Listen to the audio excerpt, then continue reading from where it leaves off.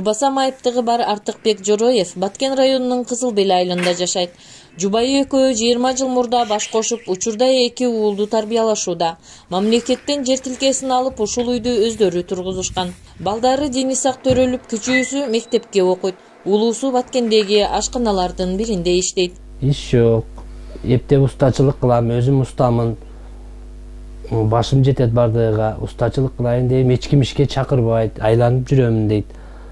Ошол биз колубуздан келет устачылык, бардык ишти кыла берем. Только эле ушул эл мени чакырса, бир аз иштеп, өзүбүздүн эле акыбызды алсак, ашыкча албайбыз, элден арзаныраак иштейбиз деп айтат да булар. Дайым эле аралашып жүрөм, ушинтип барган жерлерде ушинтип иштешип келеттер да.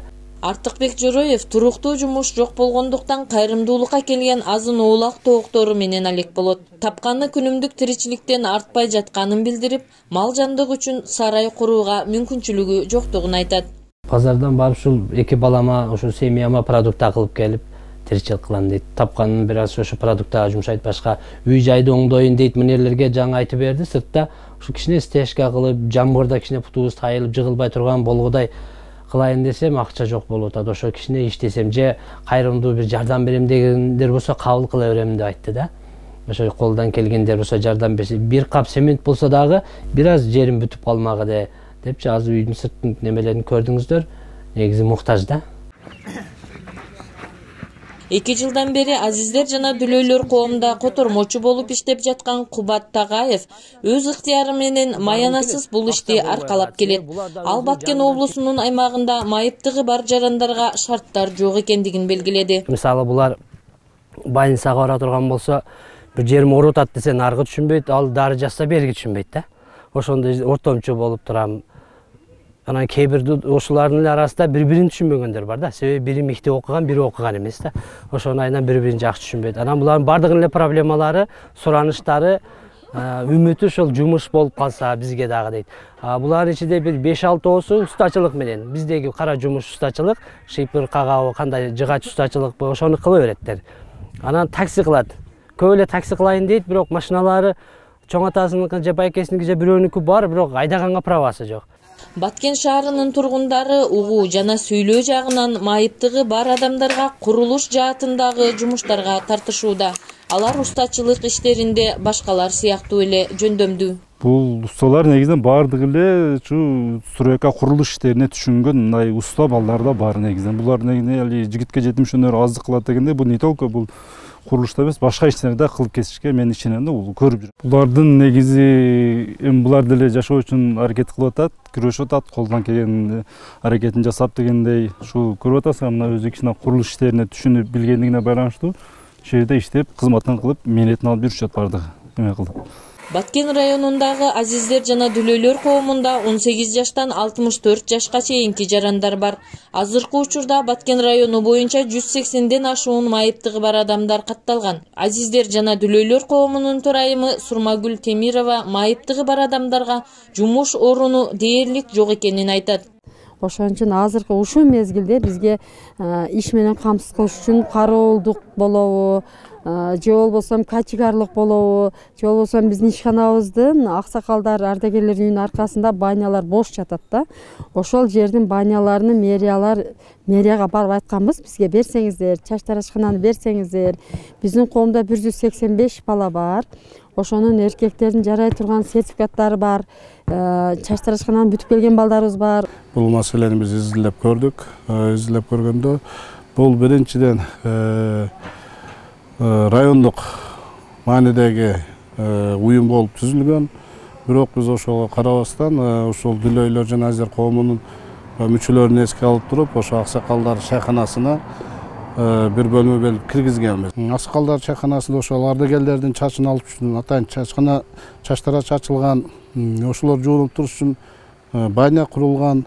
Булар эми ошону сурап атат. Бул жерде биз аларды биринчиден ал жерде максаты башка ишкананын биз бере албайбыз. Экинчиден биздин план бар, ал өзүңүздөр билесиздер. Бир топ жыл болуп калган бул здание эскилиги жетип, муну биз планыбызда ошол жерде снос кылабыз деген максаттар бар. Азиздер жана дүлөйлөр коому майыптыгы бар адамдардын жумушка орношуусуна көмөктөшүүдө. Бүгүнкү күндө майыптыгы бар 2 адам Ош шаарында жумушка кирип иштеп жатышат. Эмилбеков Кылыч деген балабыз бул эмени мотор жат машиналардын.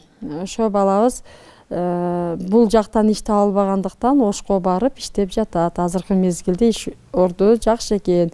Айга 20 миңден берет экен. Ошон менен бирге Келдибеков, Ахматбеков Келдибек деген балабыз бул строительный бүткөн эле. Бул балабыз азыркы мезгилде 15-18 миңден айлык алып Ошто иштеп атат. Бирок бизге баткенде болгондо жакшы эле да. Майыптыгы бар адамдардын арасында активдүү жумуш аткаргандар да бар. Азиздер жана дүлөйлөр коомунун мүчөсү Абдижапар Зиёев 5 жылдан бери Кызыл жол айылынан Баткен шаарына такси айдайт. Айдоочулук күбөлүгүн ал мындан 20 жыл мурда алган.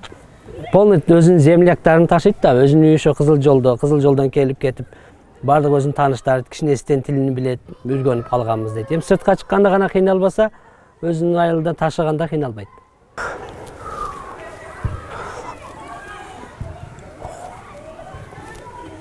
Жакшы эле дейт. Аң сезим менен эле жүрөт да, бизге окшоп качан сигнал бастан карап отурбайт, дайым күзгүлөр менен өзү аракет кылып, нарушение кылбайт, акырын жүрөт. Абдижапар Зиёев сыяктуу автоунаа айдоону кыялданган тубаса сүйлөбөгөндөр үчүн азыркы учурда айдоочулукка окуп күбөлүк алууга Баткенде шарт жок.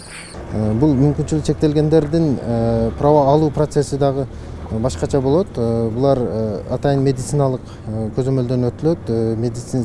Медициналык көзөмөлдөн өткөндө ошол биздеги поликлиникада атайын медкомиссия болот. Ошол медкомиссиянын жыйынтыгы менен уруксат берилсе гана атайын автомектепке окулат. Бирок тилекке каршы Баткен шаарында бүгүнкү күндө андай адистештирилген автошкола жок. Жергиликтүү бийлик бул маселенин үстүнөн иштеп жатканын айтат. Майыптыгы бар жарандар үчүн унаа айдоого үйрөткөн атайын мектеп ачууга шарт бар. Азыркы күндө биз Баткен шаарындагы номер 57 кесиптик лицейдин базасына ден соолугунан мүмкүнчүлүгү чектелген жарандар үчүн право алганга бир автошкола ачып бергенге тапшырма койдук. Ушунун алкагында иштеп жатабыз.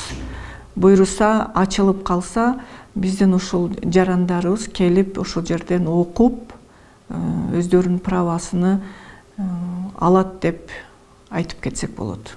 2019 жылы Жогорку Кеңеш майыптыгы бар адамдардын укуктары тууралуу Бириккен Улуттар Уюмунун конвенциясынын ратификациясы жөнүндө мыйзам кабыл алган.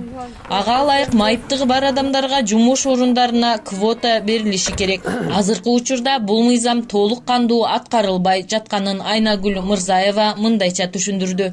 Азыркы күндө сакталып келет, бирок биздин ушундай жарандарыбыздын жогорку билими жоктугунан болуп жатат. Ал эми билим алып бир кесиптин ээси болгон болсо, алар 8 күндүк жумушка ден соолугу мүмкүнчүлүк бербейт окшойт. Ошондуктан алар 8 саат бир жерде отура албайт окшойт. Анан кайрылгандар аз болуп жатат экен. Баткен облусу боюнча майыптыгы барлардын жалпы саны 21 миңден ашуун.